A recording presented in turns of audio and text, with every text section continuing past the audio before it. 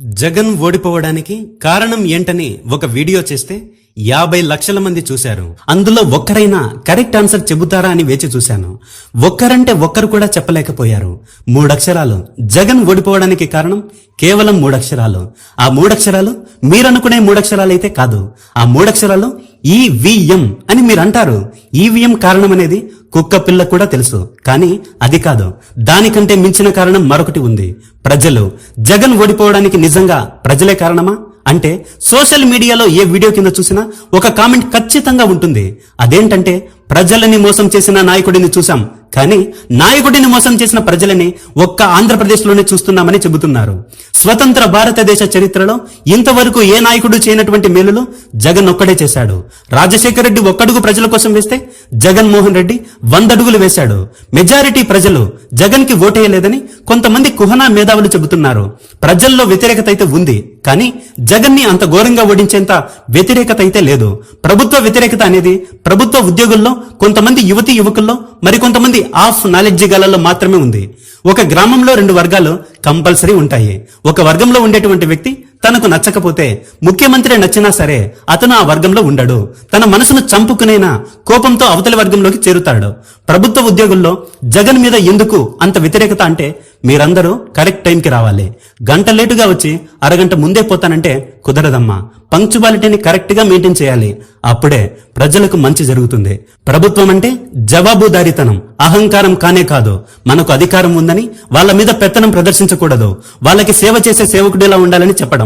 గతంలో తెలుగుదేశ ప్రభుత్వం హయాంలో మాదిరి ఎంఆర్ఓని ఇసుకలో వేసి కొట్టలేదు. ప్రభుత్వ ఉద్యోగులు తనకు వ్యతిరేకంగా రోడ్డు మీదకొచ్చి ధర్నా చేసిన తెలుగుదేశం పార్టీ వాళ్ళు పసుపు బిల్ల పెట్టుకుని వస్తే ఏం కావాలి సార్, టీయా కాఫీయా అని అడగలేదు. జగన్ హయాంలో అసలు ప్రభుత్వంలో అవినీతి అనే పదమే లేకుండా చేశాడయ్యా. ఎలాగంటే ప్రభుత్వం నుంచి వచ్చే ఏ పథకమైనా సరే ప్రభుత్వ పెద్దల నుంచి మినిస్టర్లు, ఎమ్మెల్యేలు, కార్పొరేటర్లు, సర్పంచులు ఇలా ఏ ఒక్కరి ద్వారా కాకుండా డైరెక్ట్ గా ఎక్కడ ఒక రూపాయి కూడా అవినీతి జరగకుండా, ఎక్కడ లంచం అనే మాట వినపడకుండా పేదవాడి అకౌంట్లోనే నేరుగా డబ్బులేసి పేదవాడికి కష్టం అనేది తెలియకుండా ఆ పేదరికం నుంచి బయటికి తీసుకురావాలనుకున్నాడు జగన్. జగన్ తాను సీఎం అయిన మొదటి మీటింగ్ లోనే మీ దగ్గరికి ఎంత పెద్దవాడు వచ్చినా సే నో టు కరప్షన్, ఎక్కడ అవినీతికి తావివ్వకూడదని నొక్కి వక్కానించి మరీ చెప్పాడు. ఏంట్రా వీడు తినడు మమ్మల్ని తిననివ్వడు అని ప్రభుత్వ ఉద్యోగుల్లో వ్యతిరేకత మొదలైంది. యువతీ యువకుల్లో మాకు కొత్తగా జాబ్ నోటిఫికేషన్లు ఏమీ రాలేదు, జగన్ అసలు ఒక్క ఉద్యోగం కూడా ఇవ్వలేదు అని కొంతమంది చెబుతున్నారు.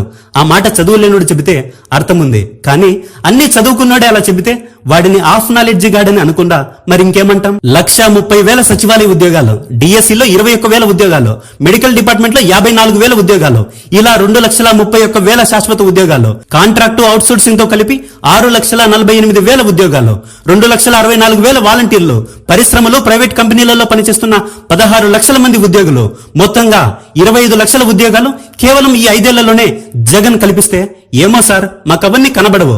కళ్ళుంటే కనబడతాయి, కళ్ళు మింగితే ఏం కనబడతాయి? ఇంకా మిగిలిన ప్రజానీకానికి, అక్క చెల్లెమ్మలకు, అవ్వాతాతలకు 2,71,000 కోట్ల రూపాయలు డైరెక్ట్ గా వాళ్ళ బ్యాంక్ అకౌంట్ లోనే వేశాడు. మరి ఇంత చేసిన జగన్ ని ప్రజలు ఎందుకు వడిస్తారు? గుండెల్లో పెట్టుకుని చూసుకుంటారు. తెలుగుదేశం పార్టీకి 30%, వైసీపీకి 40%. కరుడు గట్టిన ఓట్ బ్యాంకింగ్ ఉంది. వాళ్లకు నువ్వు ఎంతైనా మేలు చెయ్యి, ఎన్నైనా చెప్పు, వాళ్ళు వాళ్ళ పార్టీలకు మాత్రమే ఓట్లేసుకుంటారు.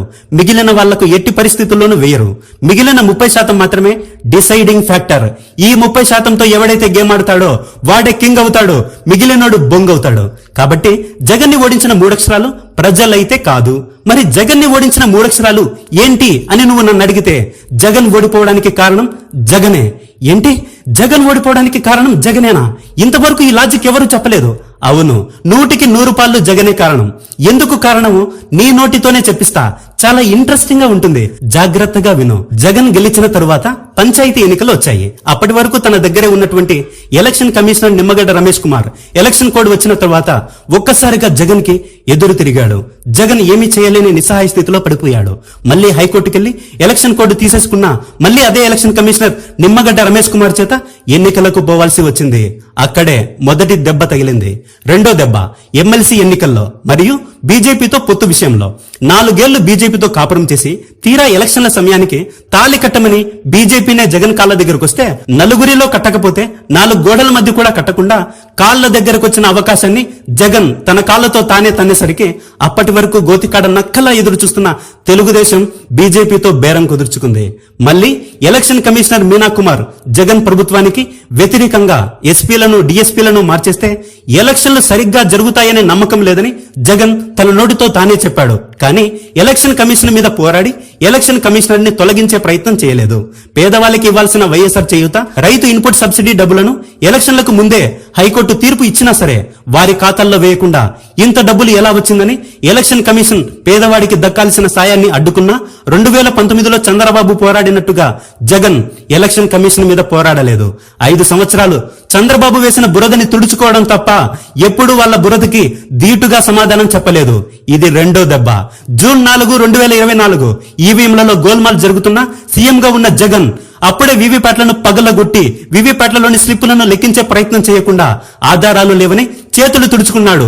సరే, మళ్లీ కోర్టుకెళ్లి వీవీప్యాట్లను లెక్కించే ప్రయత్నం చేయకుండా పార్టీ పరంగా ఏ ఒక్కడితో కూడా కోర్టులో కేసులు వేయించకుండా కాలం గడిపేయడం వల్లనే మూడో దెబ్బతో జగన్ ప్రభుత్వం కుప్ప కూలిపోయింది. జగన్ ఓడిపోవడానికి మరో ముఖ్యమైన కారణం దేవుడు. ఎందుకంటే జగన్ ఎంతలా మేలు చేశాడంటే ఒక చిన్న ఉదాహరణ చెప్తా.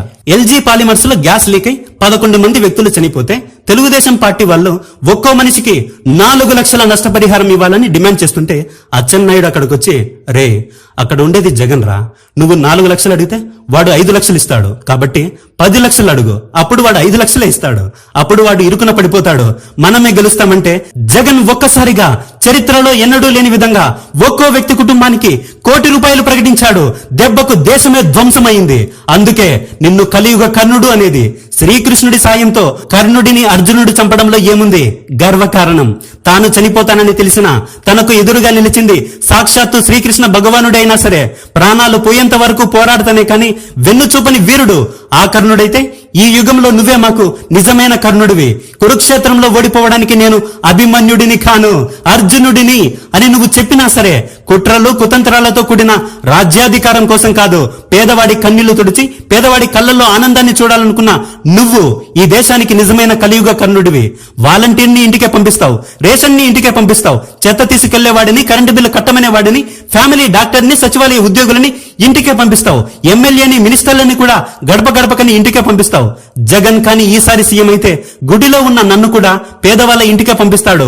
కాబట్టి ఆ దేవుడు కూడా అనుకున్నాడు నిన్ను సీఎం చేయకూడదని. కష్టం వస్తేనే కదా దేవుడు గుర్తుకొస్తాడు. అసలు కష్టమే రానికుండా ఈ జగన్ చేస్తున్నాడే. ఇప్పుడు ప్రజలకి నా విలువ ఎలా తెలుస్తుంది? జగన్ ఉంటే ప్రజలకి నా విలువ తెలియదు. కాబట్టి జగన్ ఓడిపోవాలి. నిన్ను ఓడించింది మోడీనో చంద్రబాబు కాదు, పవన్ కళ్యాణ్ ప్రజలో ఈవీఎంలో కాదు, ఆ దేవుడే నీ మంచితనాన్ని చూసి నిన్ను ఓడించాడు, తన విలువ ప్రజలు తెలుసుకోవడానికి.